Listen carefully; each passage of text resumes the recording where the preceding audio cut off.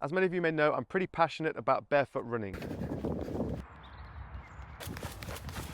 However, a shoe Nazi is something I am not. So in today's video, I'm going to try out the Vaporfly 3, and I've got 2 tests to do to compare it to barefoot running. So those of you that follow my channel a little more closely know that recently I took up barefoot running again. I've done a few short stints in the past, but in the last 3 months I've accrued about 50 barefoot runs. Now in that time, I've also done some running with shoes as well. I'm not a snob, I don't think it should be all or nothing. I think there's a time and a place for shoes. Now sometimes I've worn shoes and my Achilles and things flared up and I took them off, carried them in on shoe hands like so, going for a run, and felt a lot better barefoot. So I do think that if you have got injuries, actually going barefoot, slowing down your pace could really help. However, I like bouncing, I like jumping, I like trampolines, I like springs, I like pogo sticks, right? When I was a kid, I used to love a pogo stick. So when I saw the buzz around a carbon fiber plate, yes, I think there's some scrutiny to be said about how world records are falling when we're relying on mechanical doping, as they call it. But in terms of having fun and just enjoying the movements of running, and if you can have a little bit of boost, and this shoe is incredibly light. I couldn't believe how light it was when I took it out of the box. I think there's something maybe we could all learn about that, about this middle ground between enjoying both sides, barefoot running and mechanical doped shoe running. I bought these shoes over 6 months ago, and today's the first day I actually took them out of the box. So I've not even tried them on yet, but I thought after 3 months of barefoot running, I've been working on my structural integrity first, trying to build the house on firm foundations, not on sand, and then I can start to add the fun. And so today's the day we're finally going to get to give these a try. Now I didn't just want to go for a run in them and just say, oh yeah, these feel nice or whatever, or these don't feel good, whatever it is. I thought there's 2 tests I'm very curious to try out. I like doing my own little n=1 science experiments, so I can compare these with barefoot running. Not to say one's better or worse, but the 2 tests I've come up with is one, to run at a set heart rate for 1 kilometer in both shoes and see what time that kilometer takes me, and then the other test is an inversion of that where I'll run at a set pace for a certain amount of distance and we'll see what my heart rate does both barefoot and in the shoe. Okay, that's all I have to say. Let's get started with the warm-up.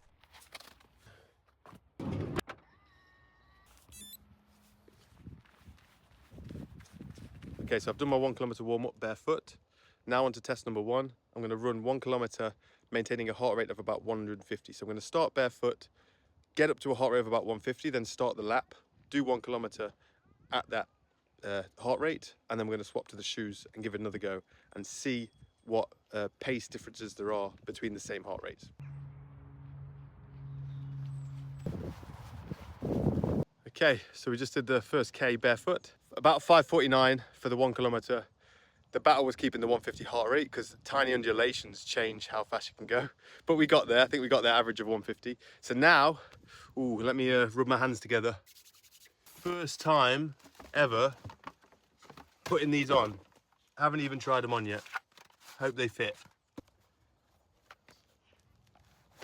Got them on. Ooh. Ooh, that feels good.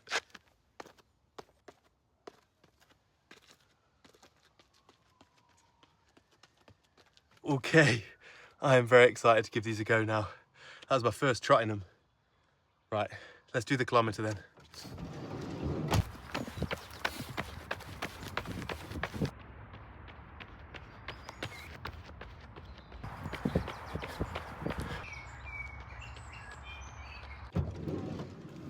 Whoa, well, ladies and gentlemen. My first test of these. Got a few thoughts.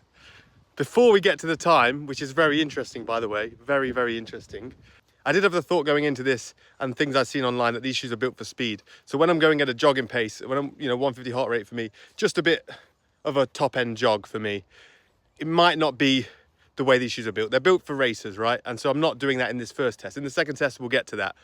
But the 2 main biomechanical things that I noticed that I didn't expect to notice is, one, there's a kind of plate, there's a line, that curve. When you're running on it, it feels like a very precise line, like the edge of a wall that you're kind of landing on. It doesn't feel like a smooth roll off for me. And that might be the pace that I'm going at. It probably is, in fact. And I wanted that line to be slightly further forward on my forefoot. And that might be because of barefoot running has taught me where I want to be on my foot when I'm striking. And that line felt a bit further back for me at the jog pace. So it's not concrete, right? second biomechanical thing that I think is more important and a bigger concern or question to ideate on is I could feel my hip flexors working a lot more, almost straight away as well. And that makes sense to me. When we're running barefoot and you're using the foot to land and extend and there's tension throughout the foot the whole time, there's recoil that happens. When you're at full length stride, there's a recoil that happens naturally for the hip, so it takes less hip effort.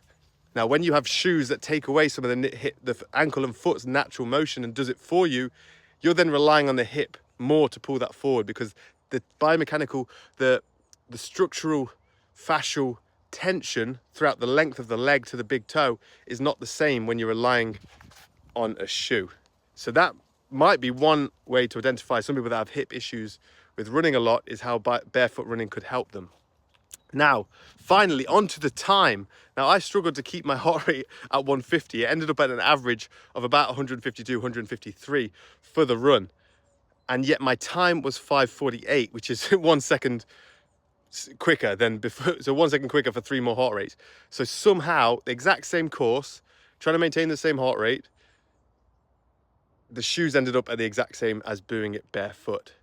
Now, that is very interesting to me. That says something about the structure of the body. Now, obviously, if you run a 10K, you're running a half marathon, a marathon, your feet and ankles are going to wear out a lot quicker unless you've spent, let's say, years, frankly, years to run a half marathon barefoot, conditioning and developing the structure of all the tendons, the ligaments, the fascia, the connective tissues, the muscles, all are supporting the foot and the ankle and the knee.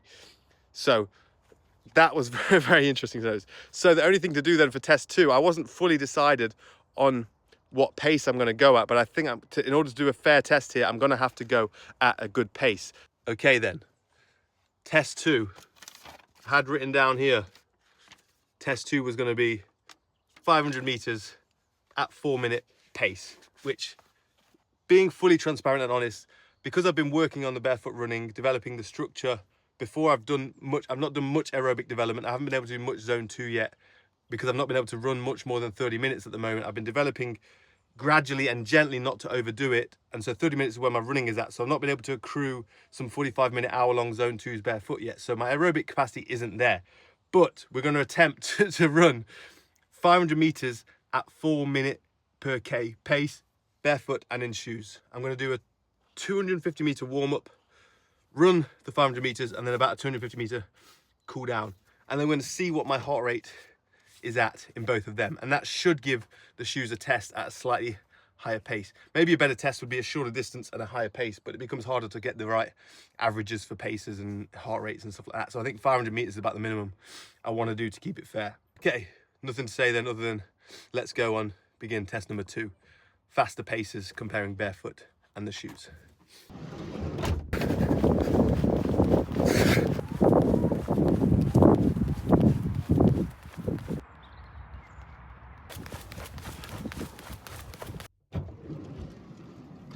Whew. Okay, right, slight warm up, and then we're going to test it again with the shoes on, see if they are built for that speed that everyone says.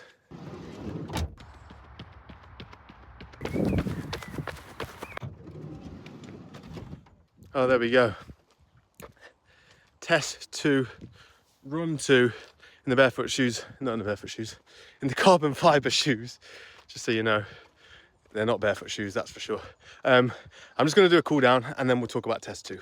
Well, 40-minute interval-ish workout done, both barefoot and carbon fiber shoes. Let's have a little chat about it, shall we? Well, well, well, that didn't go at all how I expected it to go. Honestly, I came in here, rough script, rough idea of what I would find, of how I would conclude it, but both tests have come back completely different to what I expected. So let's talk about test 2, and then we'll give kind of a roundup summation conclusion of my thoughts of barefoot running versus carbon fiber plate running.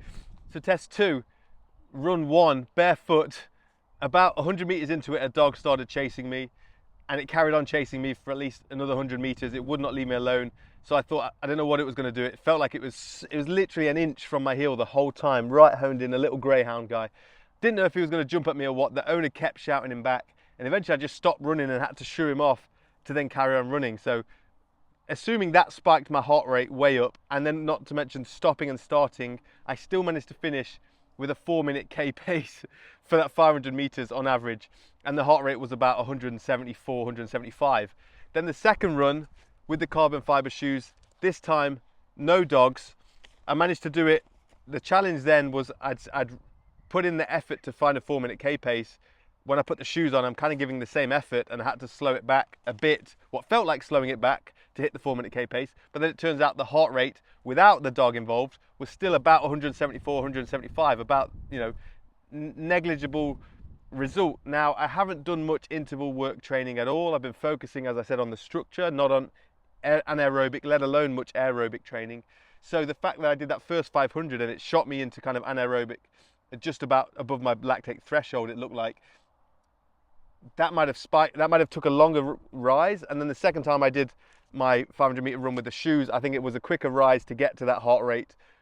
So that kind of tilted the scales, so it ended up being even though I'd imagine my expectation coming in was barefoot running would be the same effort, would give me a slower pace. That's what's been conclusive in all of my training runs. When I'm running at like a 140 heart rate, 130 heart rate, it's like a 7-minute 7:15. I put trainers on, and what feels like the same effort and is the same heart rate gives me like a 6:45. Often I see that.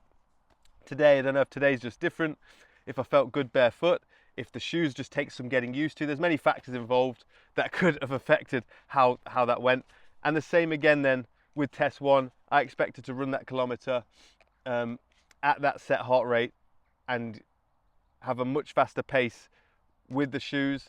Again, it was the first time I'd actually worn the shoes ever, so maybe that's a factor. But that 5:49 for that 1 kilometer barefoot with shoes for the exact same heart rate and on the exact same course as well. I started at the exact same moment, ended at the same moment. So really, really inconclusive on them being better than barefoot shoes. Now, what I want to say is, will I continue to use these going forward? I think I will use them. I wanted to come here and say, yes, they are faster.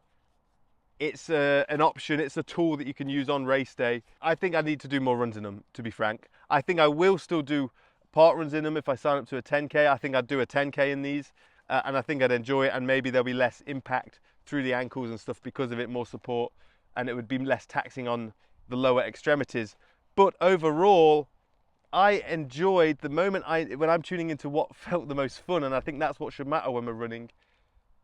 When I was running that 4-minute K pace, bare feet on the open tarmac, that was the best feeling I had today, and I've had running in a long time. There's a feeling of pride, healthy pride, and gratitude for your body, for your vehicle, when you move at a good click barefoot. Pride because of the work I've put in to run at those slow paces and maintain and just go out and not want to put on shoes and stick with the barefoot running at those steady paces. And gratitude for what the body was designed to do when we don't feel like we can use our human ego, intellectual mind to override the design that's already been created for us. So it was really fun and eye-opening for me to see. I know I'm going to continue to run barefoot. I think I will still have fun and play in these shoes once in a while when I feel like my feet need a rest, the skin needs a rest, the ankles maybe need a rest, and I want to go out for a run. Maybe I will still use them. There is a feeling I've had when I finished a barefoot part run and put my trainers on and felt so light and sharp on my feet that it was like almost natural steroids. It's like the Brazilian footballer who practices with a tennis ball and you give him a football, and how much easier is that? Or the archer that practices at 100 meters so that 50 meters feels like nothing. Or the NFL player who plays the VAR drills at 120% speed, so when they're playing a normal game, everything feels like slow motion. That's what it kind of feels like going barefoot to shoes some of the time, although today was maybe a different kind of day for me. I also want to add that when I'm running barefoot, I'm not completely seeking always grass. Tarmac actually feels sometimes better than grass. It's consistent, especially when the sun's been on it and it's nice and warm and you're running on tarmac. There's not much of a feeling like that when it's kind of nice, smooth tarmac. But even gravel is great to run on. And sometimes finding a slightly more uncomfortable surface, not too uncomfortable, find that Goldilocks zone, is actually what wakes up and strengthens the feet the most, rather than seeking perfectly soft grass the whole time or something. So I'd definitely encourage anyone else who's doing some barefoot running to find some slightly uncomfortable surfaces that make you slow your pace down. They kind of really educate the form, the same way heavy weight is instructive. When you do a snatch with a kettlebell or a bar, if you use light weight, technique can go all over the shop. But the heavier you get, the more precise your weight, your accuracy, precise your technique has to be. When you run barefoot on a tougher surface, the better it makes your technique. The more you touch on your forefoot, the more you cushion every step, and the more you even want to go head over foot, because you want to land on that foot as cushioned as possible before you step off. And if we're putting the weight over the foot, it allows us to cushion a lot better than if we're head in the middle, side to side. So just some things to think about if you are running barefoot. Don't always find the best surfaces. Challenge yourself with a bit uneven, but of course watch out for glass and thorns as well. There's not too much to worry about. You generally know if a part or an area is going to have some glass in it, so just be cautious of that. But other than that, I definitely encourage people. This has encouraged me even more to want to continue my barefoot running journey, and I'll encourage you, even if you run in trainers, to add some barefoot running in once or twice a week, and notice that step back to humility. Building the house on a firm foundation rather than the sponge and the sand can help you come further forward and enjoy your running and appreciate the human body even more. That's it from me. Wish you the best on your journey into running or biomechanics, whatever training you're into. See you in the next video. Godspeed.